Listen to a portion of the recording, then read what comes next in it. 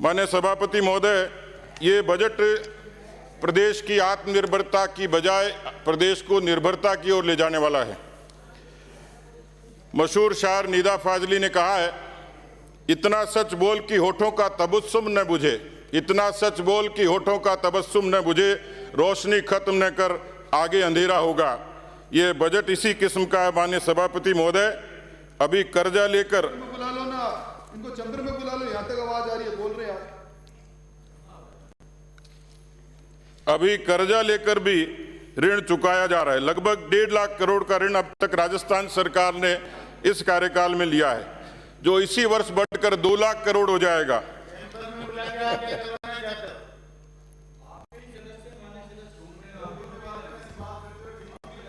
प्रति परिवार 1.33 लाख की देनदारी हो जाएगी और अनुमानित वित्तीय वर्ष 2022 के अंत तक कुल देनदारी 5 लाख करोड़ से भी आगे निकल जाएगी और राजस्थान के प्रत्येक परिवार पर लगभग 3.5 लाख रुपए का कर्जा होगा।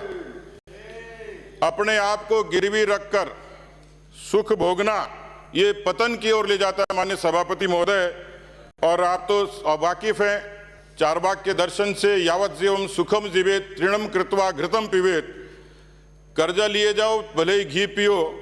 ये मुख्यमंत्री की नीयत हो सकती है, लेकिन मुख्यमंत्री जी की नीयत आगे और है। भस्मीभूतस्य देहस्य पुनरागमन कुतः, यानी न तो परमात्मा की चिंता है न वापस किसी पुनर्जन्म की चिंता है। अपनी चिंता करो, वोटों की फसल पक्की करो, लोक लुभावन भाषण दो, वादे करो और मर्जियां जो करो। लेकिन मुझे लगता है कि चारु लोक समतो वाक्यो वाक्यम यशस्य स चारु वाक है। जो लोक लुभावन और प्रिय लगे वही वाक्य कहने वाला चारवाक है। मुझे लगता है कि मुख्यमंत्री जी ने भी चारवाक की सूक्ति को अपने ऊपर लिया और यह बजट पेश किया है।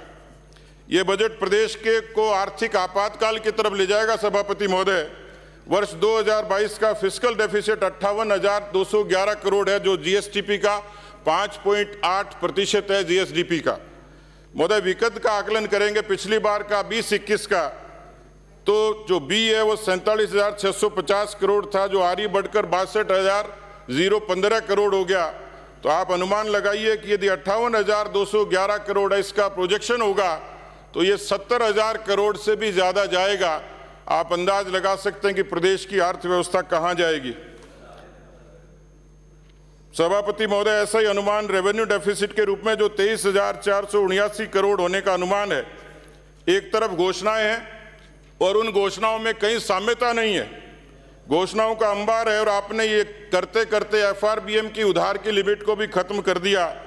आप केंद्र को बार बार कोसते जरूर हैं, लेकिन एक तरफ आपका घाटा बढ़ रहा है, सरकार के रिसोर्सेज कम हो रहे हैं और आप अपना पानी पी पी के केंद्र की सरकार को कोसते होंगे। लेकिन मैं आईना दिखाना चाहता हूं कि 2021-22 की बी में ओन टैक्स रेवेन्यू जो अनुमान में 90,000 करोड़ था, 90,050 करोड़ था, आरई में घटकर 82,803 यानी 8% कम हो गया।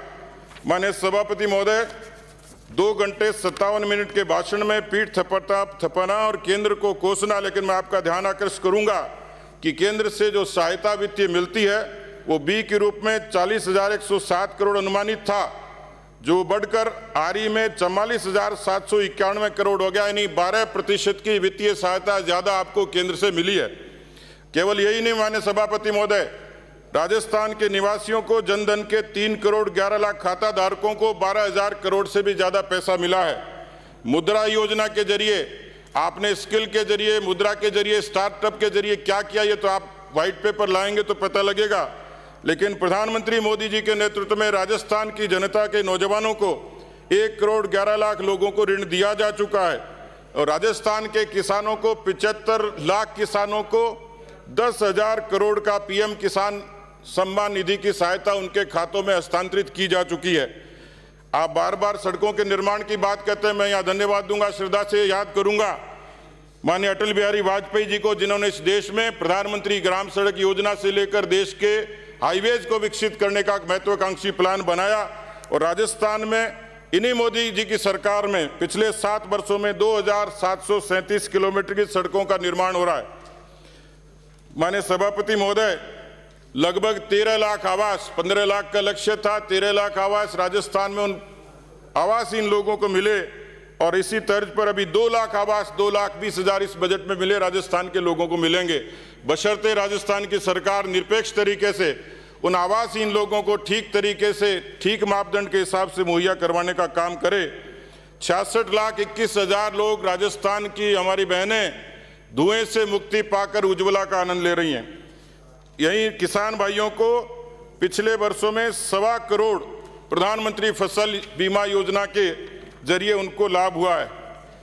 मुख्यमंत्री जी का दावा है कि उन्होंने बजट की 70%, उन्होंने जन घोषणा पत्र की 70% और बजट की 85% घोषणाएं पूरी कर दी, लेकिन यहाँ उनका जादू नहीं चला और उनकी पोल खुल गई, क्योंकि CMI की रिपोर्ट के मुताबिक और पिछले दिनों जितने बच्चों ने परीक्षाएं दी हैं उन परीक्षाओं के जरिए 65 लाख और 70 लाख विद्यार्थी परीक्षाओं में बैठे हैं। CMI की रिपोर्ट के मुताबिक इस समय जो ताजा तरीन रिपोर्ट है, 32% बेरोजगारी सर्वाधिक राजस्थान में है। माननीय सभापति महोदय, मुख्यमंत्री जी बार बार अपने आंकड़े दुरुस्त कर लें। 3 वर्षों में जोर लगाकर उन्होंने कहा कि हमने 1 लाख से भी ज़्यादा नौकरियां दी हैं और आने वाले 5 वर्षों में 3 लाख लोगों को नौकरियां देंगे। क्या वो बताने की कृपा करेंगे कि जो बाकी 60 लाख लोग हैं, जो बच्चे हैं 62-63 लाख, उनके लिए स्वरोजगार की, रोजगार की या उनके लिए किसी तरीके की कोई व्यवस्था राजस्थान की सरकार के पास कोई रोड मैप है क्या? जो बेरोजगारी भत्ते की बात के लिए आप कहते थे मुख्यमंत्री संबल योजना के मार्फत ऐसे 6,11,000 जो पात्र लोग थे उसमें केवल 4,11,000 को दिया है। 2 लाख अभी भी इंतजार कर रहे हैं और उसमें आपने बैरियर लगा दिया। जो इंटर्नशिप करेगा, ड्रेस पहन के आएगा, विभागों में यहाँ पर अपने उपस्थिति देगा। तो आपने मुख्यमंत्री संबल के नाम से ये बेरोजगारी भत्ता देने की बात तो कही थी, लेकिन गांव का विद्यार्थी कमरा लेकर कोचिंग करता है उस भत्ते की आस में, लेकिन आज तक उन 2 लाख लोगों को अभी भी इंतजार है। इसलिए माननीय सभापति महोदय, 15 से ज्यादा भी भर्तियां अभी लंबित हैं जो कोई वित्तीय और प्रशासनिक कारणों से पड़ी हुई है। मैं निवेदन करना चाहूंगा कि अभी जिन लोगों पर सीधे सीधे ACF और वन रेंजर भर्ती 2018, सहायक कृषि अधिकारी भर्ती 2018, AN भर्ती 2018, फूड सेफ्टी ऑफिसर भर्ती 2000, वेटरनरी ऑफिसर भर्ती 2019, कृषि रिसर्च ऑफिसर 2020, RAS के जो प्री के 1989, पुलिस उपनिरीक्षक, संस्कृत शिक्षा, पटवारी, पैरामेडिकल, JN, वनपाल, कृषि पर्यवेक्षक, ये तमाम भर्तियां JN से लेकर और अभी भी आमरण अनशन पर बैठे हैं। CHA के लोग, पंचायत सहायक, ग्राम सहायक, फार्मासिस्ट, इस तरीके के, और पुलिस के खेल कोटे के अंतर्गत कांस्टेबल और उपनिरीक्षकों की भर्ती, राजस्थान के विद्युत विभाग में कोऑपरेटिव बैंक, सहकारिता, कोऑपरेटिव बैंक, पंचायती राज, LDC, रीट, कांस्टेबल, इनसे लेकर तमाम इस तरीके की, और खासतौर पर नॉन TSP के क्षेत्र में भी बेरोजगार जो वंचित हैं उनके लिए किसी तरीके की रिलीफ, इसी तरीके से नर्स ग्रेड 2 ANM की नई भर्तियां, संविदा कर्मियों को नियमित करने का काम कल्ला जी अभिराजे हुए। आपकी अध्यक्षता में समिति बनी थी, पर अभी तक राजस्थान के बेरोजगार उस संविदा कर्मी अभी भी सड़कों पर हैं।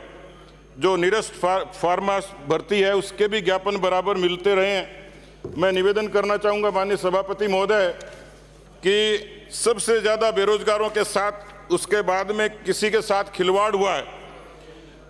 मैं एक बयान देख रहा था कांग्रेस के अंतर्राष्ट्रीय नेताजी का, उन्होंने कहा सूरज चाहे नहीं उगे चंद्रमा गायब हो जाए, सूरज चाहे नहीं उगे चंद्रमा गायब हो जाए, हम सरकार बनाते ही किसानों का 10 दिन में कर्जा माफ कर देंगे।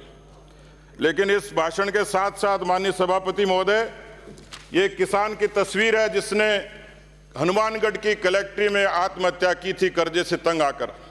श्री गंगानगर की ठाकरी गांव का सोनलाल कडेल जिसने लाइव वीडियो जारी किया और सीधे सीधे मुख्यमंत्री पर आरोप लगाए थे कि मेरी आत्महत्या के जिम्मेवार राजस्थान के मुख्यमंत्री हैं। इसी न्योलखी गांव के ब्रजलाल से लेकर सुरजाराम तक, उसी पीली बंगा के राधेश्याम तक, ये तमाम किसान, इनके परिवार राजस्थान की सरकार से पूछते हैं कि कब इनका कर्जा माफ होगा और कब इनको सहूलियत मिलेगी। लगभग 35 लाख किसान जिन पर 60,000 करोड़ का कर्जा बाकी है राजस्थान के कमर्शियल बैंकों का, सारा मिला ले माननीय सभापति महोदय, तो राजस्थान के 60 लाख किसान हैं जो 1,20,000 करोड़ के कर्जे की मांग पर अभी भी अपनी मांग को रखते हुए सरकार से गुहार करते हैं। मुझे पता है आप जब रिप्लाई करेंगे, लीपापोती करेंगे, पीठ थपथपाएंगे, बेजे थपथपाएंगे, लेकिन मैं तो सिर्फ ये निवेदन करना चाह रहा हूं कि आप में गैरत और ईमान है तो राजस्थान के 60 लाख किसानों के 1,20,000 करोड़ के कर्जे माफ करके उनकी जमीनें कुर्क होने से बचाने का काम भी आप करें। माननीय सभापति महोदय, आप घोषणा करेंगे, मुझे थोड़ा आभास हो रहा है अब 20,000 करोड़ की करेंगे, 23 की करेंगे पता नहीं, लेकिन मैं संतोष कर लूंगा कि भागते भूत की लंगोटी भली कुछ मिल जाए राजस्थान के किसानों को तो हम संतोष कर लेंगे। माननीय सभापति महोदय, किसी भी प्रदेश में निवेश भी तब आता है, नागरिक सहूलियत से तब रहता है जब वहां की कानून व्यवस्था ठीक हो। राजस्थान में यदि एक पक्ष पर चर्चा की जाए, मैंने किसानों के बेरोजगारों की बात तो की है माननीय सभापति महोदय, लेकिन 6,51,000 मुकदमे आज तक राजस्थान की धरती पर दर्ज नहीं हुए, पहली बार दर्ज हुआ है। यदि इस तरीके से अपराधों की राजधानी राजस्थान बनता है तो निवेश नहीं आता है, पर्यटन को बढ़ावा नहीं मिलता है, और इस पर शर्मनाक यह है कि पिछले एक वर्ष में 6,337 दुष्कर्म की, उत्पीड़न की, महिलाओं के अपराधों की घटनाएं सिर्फ इसी शासनकाल में हुई। आप कैसे थानागाजी को भूल सकते हैं? कैसे आप अलवर की निर्भया को भूल सकते हैं? वो बेटियां, वो माताएं, वो बहनें खून के आंसू रोकर इस राजस्थान की सरकार से न्याय मांगती हैं। क्या राजस्थान की सरकार के पास इन अपराधों पर रोक लगाने का कोई रोड मैप है? माननीय सभापति महोदय, निवेश, पर्यटन और व्यापार ये सब बाधित होता है यदि कानून व्यवस्था ठीक नहीं हो। लेकिन कानून व्यवस्था ठीक कैसे होगी? इस सरकार के आने के बाद कुछ दिन बाद एक खबर छपती है कि जयपुर के किसी एक थाने के भीतर से थानेदार की कार के टायर चोरी कर लिए जाते। थानेदार की कार भी थाने में सुरक्षित नहीं, इसलिए राजस्थान की सरकार से क्या उम्मीद करें? माननीय सभापति महोदय, ऐसा रेयर होता है, होटल में मेन्यू कार्ड होता है अलग अलग डिशेज का, लेकिन इस राजस्थान की इस मौजूदा सरकार में भ्रष्टाचार का मेन्यू कार्ड जारी हो गया। मुख्यमंत्री जीरो टॉलरेंस की बात करते थे, लेकिन वही मुख्यमंत्री असहाय होते हैं कि मेरे विभाग में यदि भ्रष्टाचार है तो मैं क्या करूं। पब्लिक डोमेन में मुख्यमंत्री जी जब शिक्षकों के बीच में होते हैं, जब आप पूछते हैं कि भाई क्या तबादलों के लिए पैसे देने पड़ते हैं, तो आवाज आती है हां जी देने पड़ते हैं।